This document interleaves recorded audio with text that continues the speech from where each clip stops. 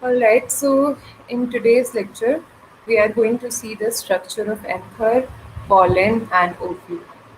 So collectively, they all are the part of the flower, or you can say they are the reproductive structure of the plant, or which consists under the flower. So here you can also see in the diagram, this is the structure of a flower, and here you can see also, the stamen will be present here, that is the anther and pollen inside it, and also you can see the structure of a female gametophyte or ovule.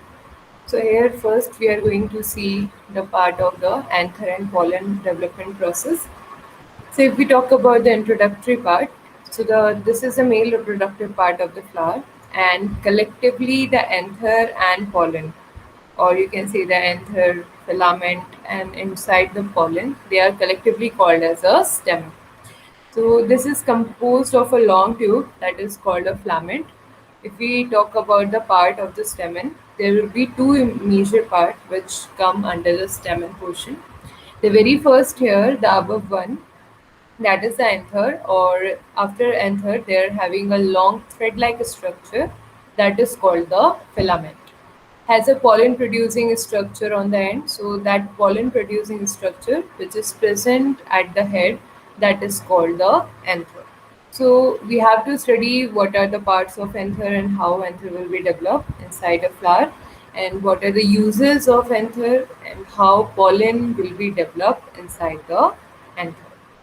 So basically, this is a very important part of the and every angiospermic plant. You can see the flowering plant; they all bear flower, and this have to be present inside the flower. If the flower going to be bisexual, then both the units, the male part and the female part, they will be present inside the flower. So we can call them the bisexual flower, but sometimes there is a condition that plant can be the unisexual. So if we are talking about a unisexual plant, so they only can have either the male part or the female part. So in that sense, we can call them the unisexual flower. So the pollen grain, they are termed as a microgametophyte. So why we are calling them the microgametophyte? Because firstly they present inside the anther, and that is a male part of the plant. So when they form the gametes, or when they go to the under the meiosis division and the gametogenesis happen, at that time two spores will be produced.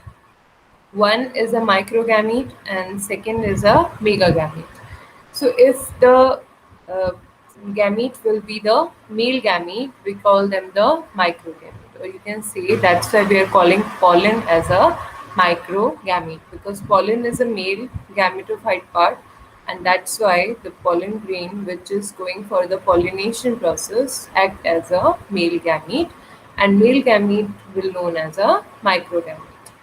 Consists of a sporopollen coating which serve as protect of the gametophyte as they are transported from stamen or male cone to the pistil of the female cone. So if we see the protective covering, pollen have a protective covering that is known as a sporopollen covering. Why they are having this covering? Because they needed to do an important task that is called pollination. So in pollination, pollen have to be transferred from their parent plant to, sometimes they have to be travel to the different plant, or sometimes they can just have to be travel in the same plant, or you can say the same flower. So for the this transportation, they need a safe passage. So having this safe passage, this spirulina coating basically helping them to protect their unit or their male gamete inside them, because they needed to be very safe till they are going to present on a female cone or female part. So this is the fundamental structure of a flower. You can say that both the things are present here. Like this one, they are the stamen part. So you can see the structure of the stamen is very simple. They're having this anther portion here. Okay, this is anther, and they're having this filament-like structure that is called the or you can say the thread-like structure, that can call filament. So basically, this two structure will be formed inside the stamen, or we can say the structure of the pistil. This is pistil. In the pistil, you can see there will be three structures. First and topmost is that is stigma. Okay, this is style, and this is ovary. So these is going to be three fundamental structure under the female part of the plant: stigma, style, and ovary. And inside the stamen, there will be just two part, anther and pollen. So these stamen or pistil. Stamen also known as the androecium, and the pistil they can also known as a gynoecium. Okay, so we can call them the uh, pistil, gynoecium, carpel, or we can call them the stamen or androecium. So they are the same things, but their names are different, but ultimately they will be the same things. Here is some accessory part of the plant. Okay, the petals, sepals, pedicel, receptacle. So these are the petals, sepals, pedicel, or receptor. These are called the accessory part of the plant, and this stamen and pistil. They are be called as the essential part of the plant. Okay, so there are two type of the flower. Two part of the flower. One is essential part, and second one is the accessory part. As the name suggests, essential is very needed for the growth and reproduction of the plant, but accessory pigment are just present there to helping the reproduction process, like presence of these sepals and petals. Sepals present here to protect these. Okay, for protection of this whole stamen and pistil thing, the sepals are present here, and also you can see they are green in color, so they can do the photosynthesis and make the food for their development. Second things, they are the petals. They are the colorful and beautiful organ. So hence the insect get attract and come to them. So for their nectar. So when they come, they basically help us to do the function of the pollination. So when the insect come here, so the anther which are having pollen on them, the pollen will be attached to the feet of the that particular insect, bird, anything which is coming to that flower. And after that, with the help of that sticky pollen, they can go to the another flower and transfer the pollen. So that's why these accessory part help the reproduction process or help in the development of the plant, but these are the essential one. So in this essential one, we have to first study about the stamen inside. Let's begin with stamen. So when pollen catches the pistil or female cone, a pollen tube is formed. So if this pollen, in last what we studied, that this pollen have to be go to the female cone. So this pollen, this have to be present, have to be go on the stigma of female flower. So after when they reaches to the this stigma portion, what happened there? So when they go to the pistil or a female cone, the pollen tube formation happens. So pollen tube form when the pollen arrive to the stigma of a female flower. So which transport the sperm to the ovule containing the female gametophyte. So they just transfer male gamete inside the female gametophyte. And the term pollination refer to the transfer of pollen grain from to another stigma of a flower. So basically when this whole process taking place, like pollen is transferring from the male flower to the female flower, this process is called the pollination. If it is happen inside the same flower, like the same this flower, if the pollen of here will just drop the pollen on the stigma, that is called the self pollination.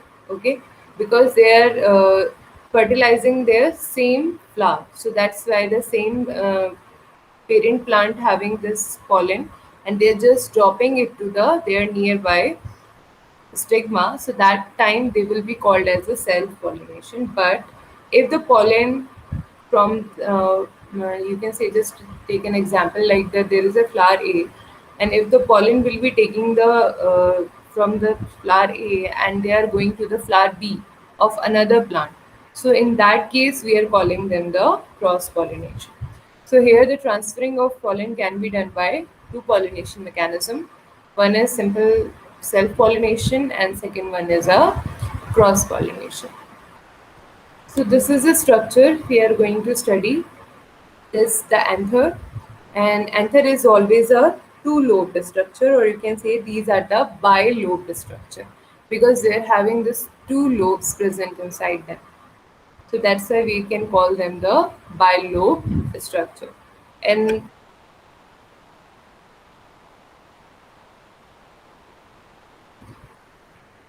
later you can see here the downward, this is a filament that is very thread-like structure. So what is the function of filament here? Filament just gives the support to the anther to attach to their flower. So their filament work is just for the attachment. They help anther to be very stick to the flower. So that's why they're just going to help them to attach with the flower. If we open up anther size, so what we are going to see, this type of diagram will be shown. So you can see that there are the four lobes of structure. One lobe, two lobe, three lobe, or four lobe.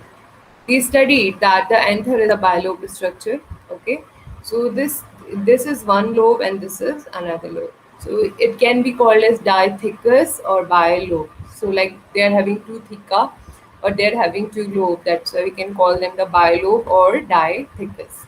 So every theca or every lobe, they are going to have these two microsporangium. So these are the microsporangium which is present, like every each lobe have two microsporangia. So now how many microsporangia will be formed? Four microsporangia will be formed inside one anther because they are two lobed structure. 2 into 2 is equal to 4. So that's why they are having this four microsporangial structure. This is a anatomical portion, or you can say this is a TS of a tetrasporangiate anther. These are the connective tissue which present in between, and these are the sporangial cell. We will take it later, just go through the theoretical part. So what we have to study in the anther structure, the very first, that is anther initiation, like how the anther start to form. The second one is the anther wall. How will anther wall form? Then epidermis, endothecium, middle layer or tapetum.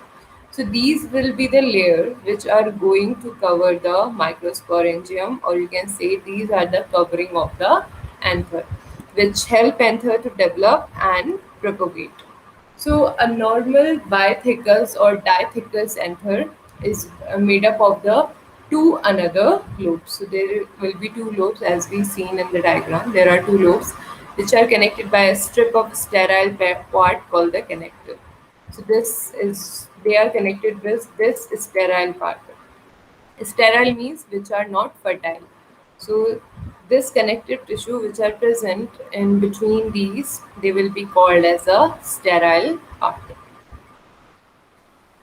The two anther lobe contain four longitudinal cavities or pollen sac. So they are having four pollen sacs or four microsporangia as you seen in diagram, in which pollen grain are produced, and these each one of the microsporangia, what are their function? They needed to be produced the pollen grain inside them. The very first point here, anther initiation. How anther initiation take place. So the dynamics of anther development and differentiation, that is depend on the cooperative interaction between the cell population. Means if we are talking about a tissue, then there will be so many cells which is going to be present inside that tissue. So now what happened inside that cell population, mostly the anther normally consists of two lobes. So there are two lobes, or basically there is a division in between the anther. So each with two elongated microsporangia or pollen sac, the anther longs are fused together by the connective tissue. So that is a simple process that leads to initiation of the anther. So the very first thing which is going to happen inside the anther development, that is to make them in a dithecous appearance, or you can say the two lobe formation will be take place in a very first step. After that, the filament, they connect the anther to the receptacle in the flower. So the receptacle part, I think you remember the receptacle part. This is a receptacle. And the work of filament is to add this anther to the receptacle. So they attach the anther particle to the receptacle. This is a fundamental process of this filament.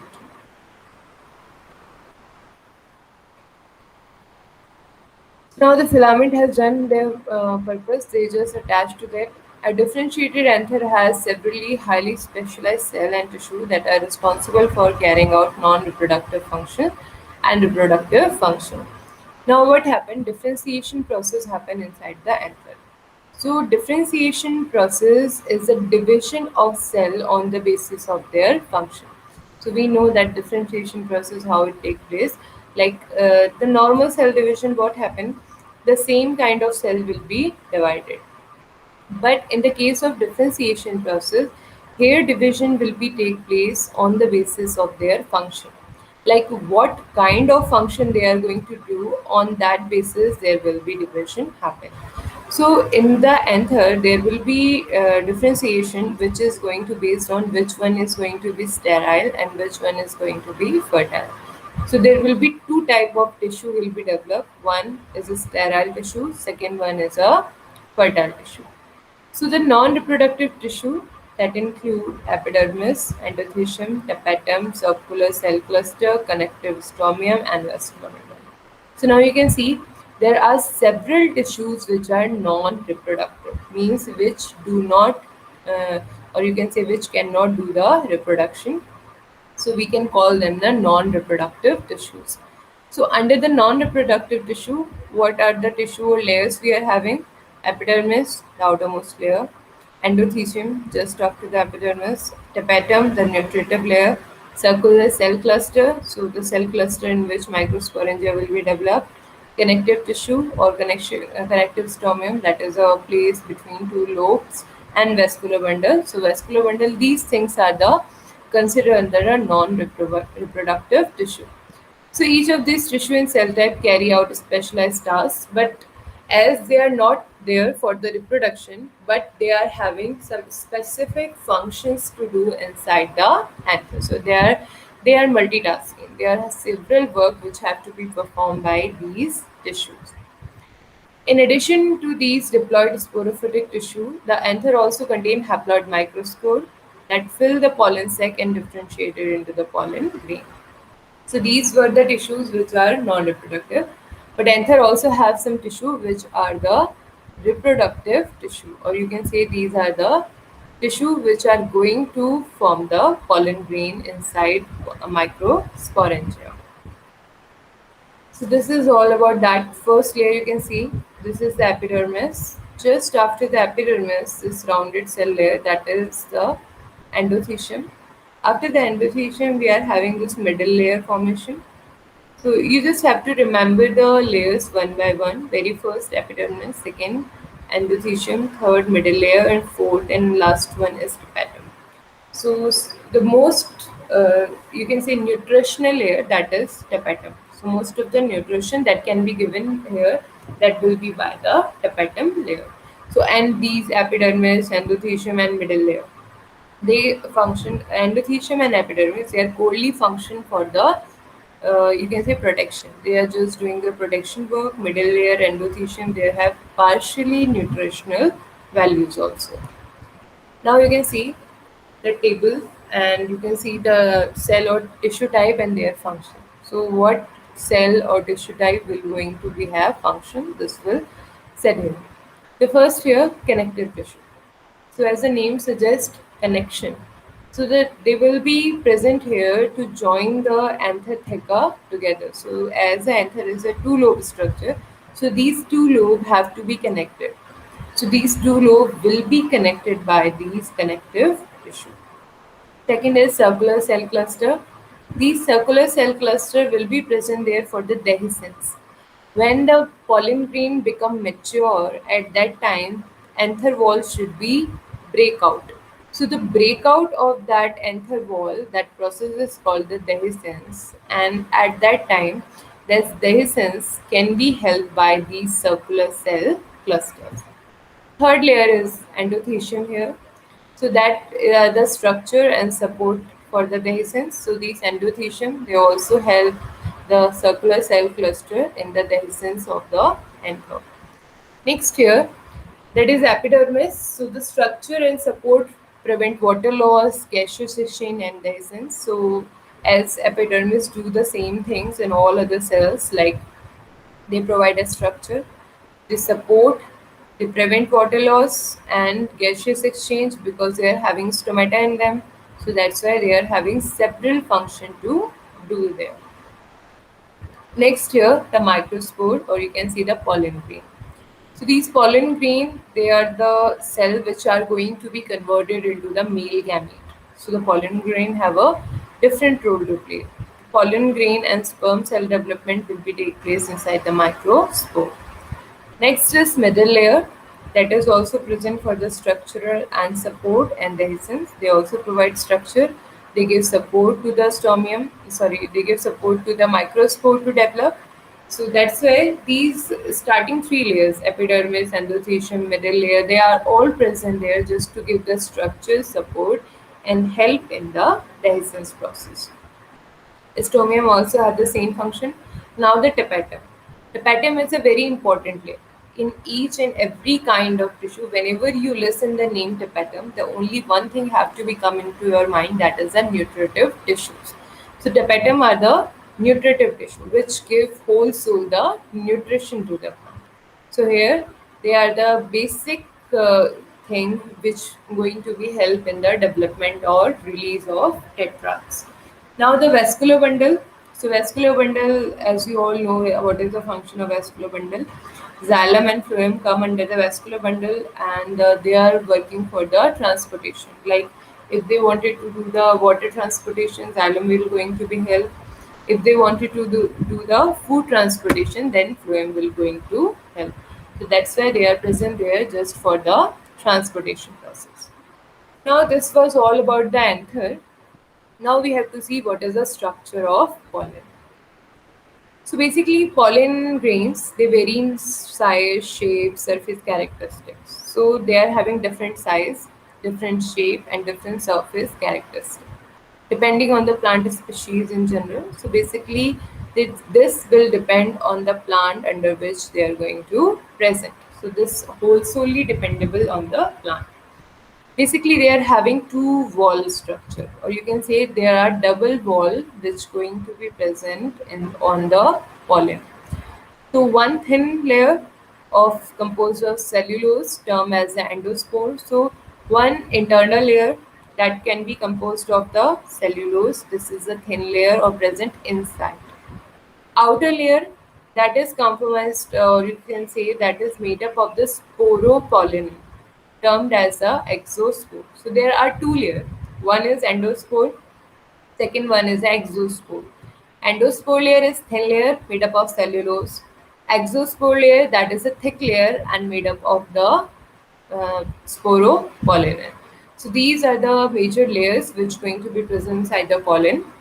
Now, if you are talking about the shape and how they are going to generate the male gamete, so the shape and external feature they expose are highly variable, often used to distinguish pollen grain produced by different species. And the purpose of this structure is to protect the male genetic material from the environment, like UV radiation, compression, water. So these all things which are present here, like these exospores, endospore, various type of structure, these all things are just present here to help the male gamete to be secure. So that's why these things are present here. The surface of the pollen grain also contain various waxes and protein. So there are a type of wax and protein also present on the pollen surface. Why they are present there? Because they can repel moisture and interact with the stigma respectively. So basically, waxes are present there just to repel moisture, and protein are present there so they can interact when they go to the stigma. So as a pollen, when it will going to reach on the stigma, they needed to make the contact. So at that time, these protein were going to help the pollen to make contact with stigma. Such protein structure on the surface of pollen are often recognized by immune cells and are source of allergic reaction to the pollen observed in human. So these protein which are present on the surface of the pollen grain, that sometimes they can cause some allergic reaction to the humans because they are protecting in nature. They are protecting in pollen grains. That's why some hazardous component can be present inside the protein of pollen, and that thing can be also allergic to us. So that's why that is not very safe either for the humans. These are the structure of the pollen. You can see here two layers of the pollen. The very outermost layer, that is the exospore. This is the hard layer and made up of sporopollen, and this internal layer, that is a endospore, and that is made up of the cellulose.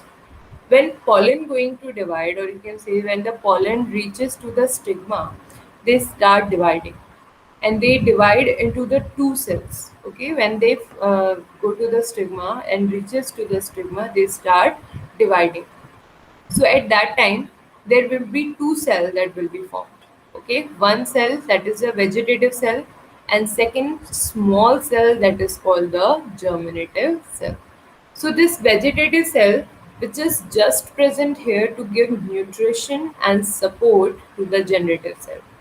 The most important cell in both of them, vegetative or generative cell is important because the male gamete which is going to be formed here, that will be developed by the this generative cell. So that's why this generative cell is very important for the development of a male gamete. So the whole male gamete will be developed by this generative cells, and this is called the germ pore where they have to be developed. Okay, so that was all about the anther and pollen. Now just take a small overview of a ovule also. So if we talk about the ovule, let's just skip to the diagram. So this is a basic kind of the ovule which is present inside a female gametophyte. So here all these are the structure of the ovule. The very first, if we talk about, there are two ends. Okay, the very two important ends. One is called the chalazial end. Okay, and second is called the micropyle end. So the egg cell, the important cell, egg cell, is always present towards the micropyle end. So they are present towards the micropyle end. This is the egg cell, and that will be present towards the micropylar end. So here one chalazial end, one micropyle end. They are the just two kind of ends. Second thing here are the integuments. So these you can see, these are the integuments. So these integument, they can be two or one. Sometime if they are one, we call them the unitagmic, or if there are the two integuments, we call them the bitagmic. So that is based on the number of integument are present here. So after this integument, this broad spectra of cells, that is called nucellus. Okay, so nucellus is a basic kind of protective tissue which are present here. So all the nutrition, majorly the nutrition will be formed here, that will be formed by the help of this nucellus. The nucellus just present after the integuments. After that, if we talk about this structure, that is called the embryo sac. Okay, this structure is known as the embryo sac. In the embryo sac, towards the chalazial end, okay, this is the chalazial end. So towards the chalazial end, there will be three cells which are going to be present here, that are called the antipodal cells. Okay, these cells, what they are known as, they are known as antipodal cells.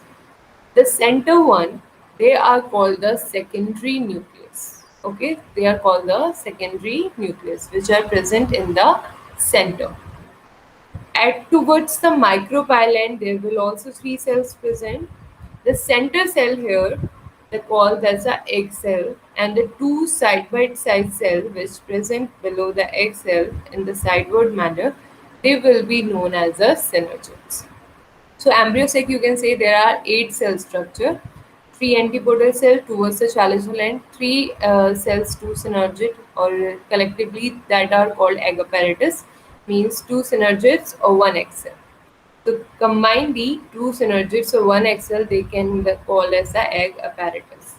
So these egg apparatus, antipodal cell, and these secondary nucleus collectively they will called as a embryo sac, and that embryo sac is a 8-cell structure.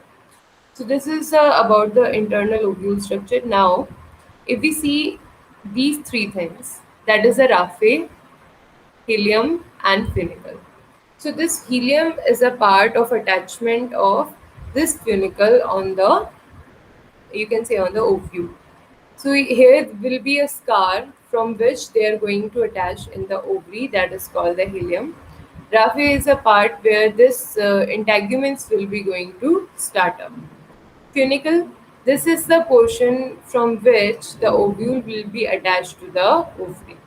So all these three things are present here just for the attachment. Integument present here for the protection. Nucellus present here for the nutrition. Embryo sac present here for the development of egg cell or the fusion. So the whole fertilization process, when the pollen come to the stigma, they have to become inside this ovule. So inside this ovule, when they come here, they needed to fertilize this egg cell. So at this time, this process, when the pollen from which way that will become, that will from the micropyle end.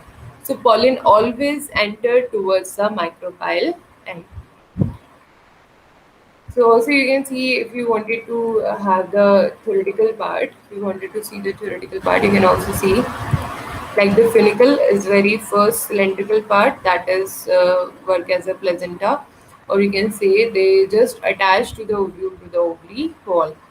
Helium, the point of attachment of ovule to its funicle. At point, the funicle attached to the ovule, that called as helium. Main body of the ovule is formed by inner central mass, nucellus. So nucellus is basically consists of living parenchyma cell. So that nucellus, that was made up of the whole parenchymatous cell. And what is the major function of parenchymatous cell? They have to be store food material for the development. Each mature ovule nucellus serve as cover, provide nutrition to the embryo sac. So they are just present there for the providing nutrition to the embryo sac. Micropyle end and chalazion end. So they are having two ends, micropyle end and the chalazion end. So this micropyle end, you can also see it is also called opening of the ovule during fertilization. So pollen always come towards the micropyle end. So that's why they are calling them the fertilization site. Chalazion end, the posterior end opposite to the micropyle end. As in the diagram you already see the chalazion just opposite to the micropyle end. Next here, externally the nucellus is covered by one or two protecting covering called integuments. So after nucellus, there will be two integuments that can be present. If the one integument, that will be called unitegmic. If they are consisting of two integument, that is called bitegmic. And sometime, but this is a very rare condition, sometime they are having the tritegmic condition, means three integuments present. So these three integument present, that is very rare and happen only some plants like Aspergillus. Otherwise, that is not a common situation. Only unitegmic and bitegmic, they are commonly present. In mature ovule, inside the embryo sac, there will be 8 cells present: egg cell, synergid cell, antipodal cell, and polar nuclei. So these all cells you already studied in this. So that's why we can call them the 8-cell structure. Now there are several types of the ovule which have to be present inside the angiospermic family. So there are 6 types of ovule: orthotropous, anatropous, hemanotropous, camylotropous, amphitropous, and circinotropous. So we will take it by diagram. Okay. Here you can see that a very normal kind of ovule, that is a orthotropous ovule. So in this you can see funicle here and micropyle here. So funicle and micropyle, they will be present at the 90 degree, or you can say in a plane of 180 degree. So that's why they are present in all in one line. Micropyle and funicle present all in one line. Like you can see ambriosac, chalagial, funicle, micropyle present in a single line. If we draw a line in between them, they will be like present on a one single line. Next is here anatropous. Anatropous is just opposite to the orthotropous. Means that this will be inverted to the 180 degrees Celsius, 180 degree of the plane. Like this was like this and that they just inverted. So that is when the micropylent will just downward in the condition and chalaza will be at the top. So chalaza at the top and micropyle at the bottom, but still they are opposite to each other. So in this condition that is known as the anatropous ovule. Next here you can see that is the amphitropous ovule in C. In that case, the embryosac, okay, just only the embryosac. It is look like only the anatropous by outside, but just the embryosac that will be converted into the horseshoe shape. Okay, like the horseshoe shape that will be the converted. So embryosac is going to convert it into the horseshoe shape. That ovule can call as the amphitropous. D part here, that is a camylotropous. What happened in the camylotropous? The whole ovule will be converted into the horseshoe shape. Okay, so the whole ovule is going to be converted into the horseshoe shape. That is called as the camylotropous. In amphitropous, only embryosac is going to be horseshoe shape. But in the camylotropous, whole ovule is going to be converted into the horseshoe shape. Next is hemitropous. So in the hemitropous, funicle will be 90 degree to the micropyle end. So if the integument in micropyle end will be 90 degree to the funiculus, so that will be called as a hemitropous. Now the last succinitropous, that is very rare. That is not common. What happened in the succinitropous? This integument, they just cover whole the ovule, or you can say they just take a you can say that just take a round covering on all the ovule.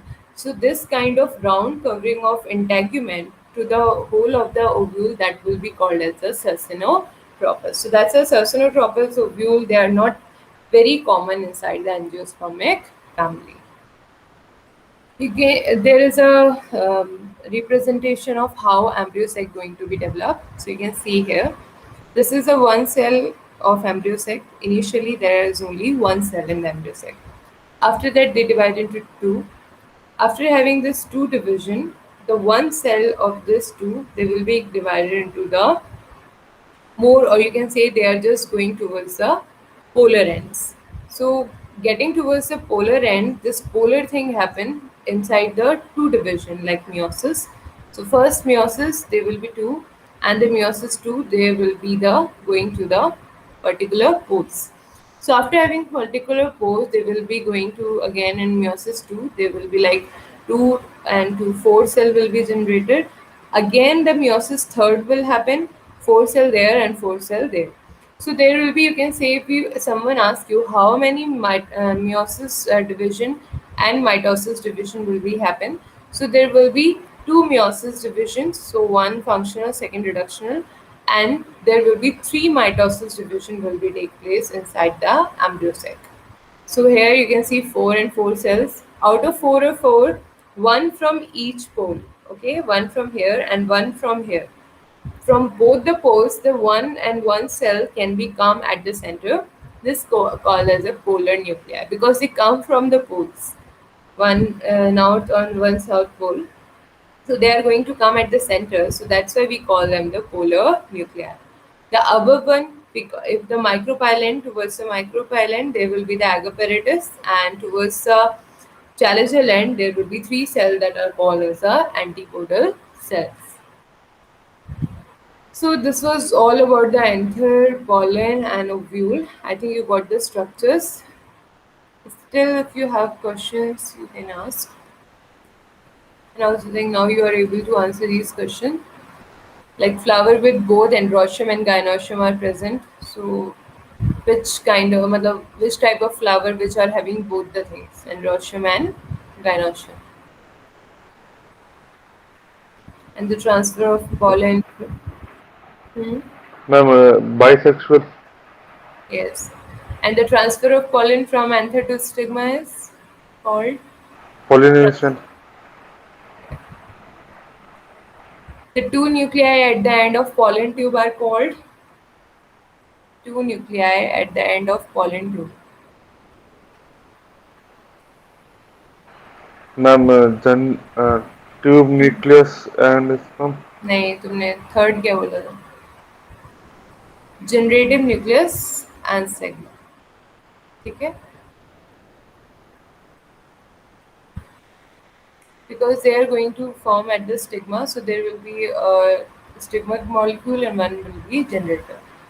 Generative nucleus divide forming generative nucleus. What will be converted the generative nucleus?